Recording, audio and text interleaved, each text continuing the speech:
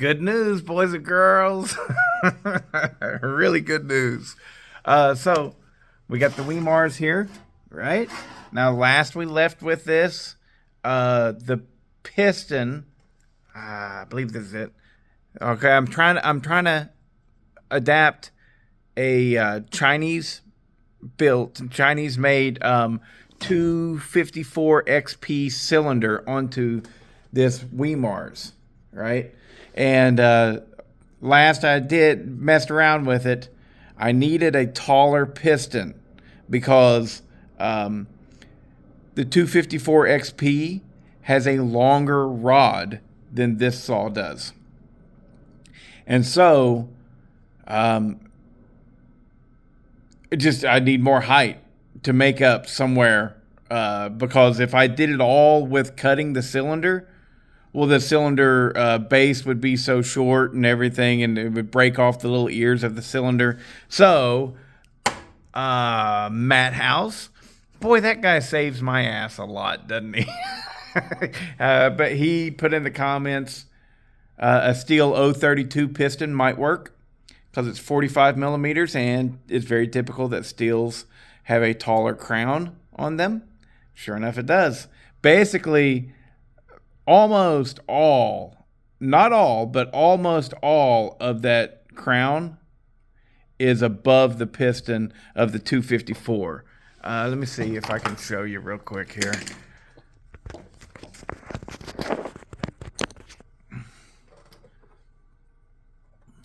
So now I've got to guesstimate, and I'll tell you why. More on that here in a second.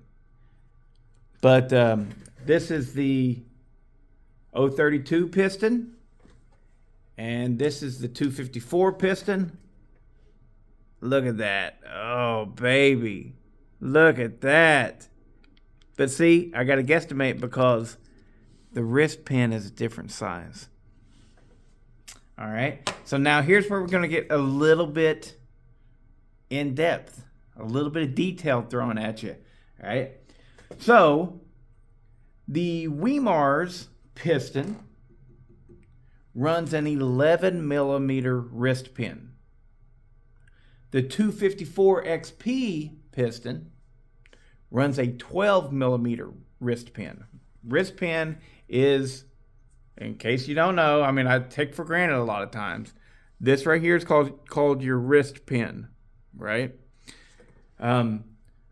So 12 millimeter wrist pin on this guy right here, which is the 254 piston, and the Wemars is set up to run an 11 pin, right?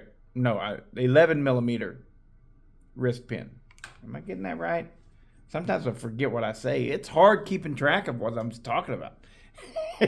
Anyways, well, what Wemars did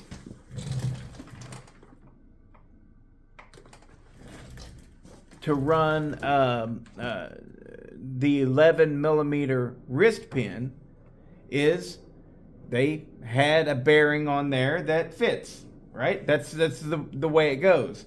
Well, this will also accept the bearing for a 12 millimeter wrist pin for like a 365 XP, a 372 XP. All of them run 12 millimeter wrist pins just about. And that'll go in there no problem. And the 254 setup, since it's 12 millimeter, it'll work with a 372 XP bearing. Right? Are you seeing this? So this right here is a 12 millimeter setup. All I had to do was use the bearing for a 372 XP, and the 254 XP worked in this rod. All right. So that's how I was making the 254 piston and 12 millimeter wrist pin work. I was using the bearing from a 372 XP. Okay. However,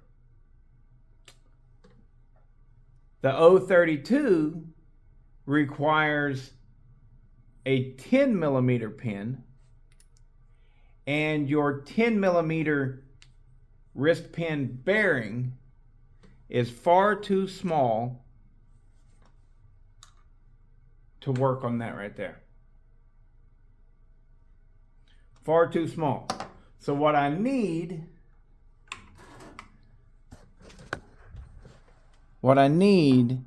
is somebody that can make me a sleeve for this setup right here. I need a sleeve. Now, can this be done? Can this be done for, you know, without me sending this saw? I'm not 100% sure, but I am pretty darn close because I've already measured it. This right here measures exactly the same as the 372. It's actually, what I got is a 365 sitting here on the floor.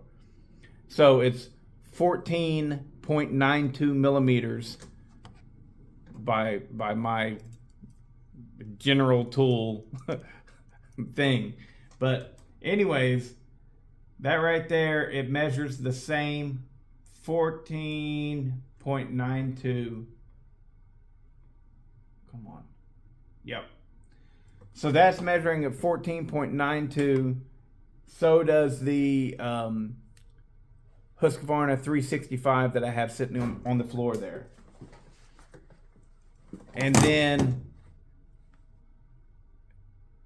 the bearing should be Husqvarna 55. The Husqvarna 55 is running a 10 millimeter wrist pin also, and so that 10 millimeter wrist pin and bearing and everything for a Husqvarna 55 should be all I need. So if a person was to be able, if that's what it's going to take. It's going to take making a sleeve that will fit into a Husqvarna 372 that will accept the bearing for a Husqvarna 55. If you are out there and you think this is something that you can do at home on your mill and everything, because my mill won't do that. My mill can, it has so much run out and stuff. It can't tackle something that precise, and it would have to be bigger. You understand? Because I would have to heat up I would have to heat up this right here so that it gets swelled, and I would have to have frozen, you know, the sleeve to go in there, and then let it cool down, and it would be pressure fit. If somebody wants to take on that project for me, I'd happily throw you a few bucks and everything, you know, and we could get a little sleeve that I could install in this that would fit a Husky 55 bearing. If you think you can do that, I would love to work with one of the subscribers and stuff like that, and get this thing going, you know, because that's, at this point now, that's all it needs for me to move forward. I'll be able to take this right here, this piston, and with that cylinder, all I'll do is cut the shit out of that squish. I would even possibly, you know, I would have the option of running a big fat base gasket as well to get it tall enough to where it needs to be. I would also have the option of cutting a pop-up in this, but that would be sending me backward from where I need to be. The numbers, remember, on this with the 254 piston, my exhaust was opening at 85 degrees. So that means my piston needs to go up considerably. And so anyways, yeah, what I would be looking to do is take it all out of the combustion chamber, you know. And boy, this thing would have some compression then. It's also a domed piston. Might have to flat top that so that I don't have so much compression. Anyways, if somebody's interested and wants to help me out, I would really appreciate it because I really want to get this going. Because remember, that setup, I mean, it's perfect. My choke is still working excellent. We got a 372 XP carburetor on here, a nice custom intake boot or intake manifold right there, and onto the 254 cylinder. If I can get this thing to work, it's gonna scream. And I really want to do that. You know, I really want to be able to make this work. And anyways, yeah. If I could have some help out there, that'd be cool. See you guys. Let me know. Send me an email. BodieChainsaws@gmail.com.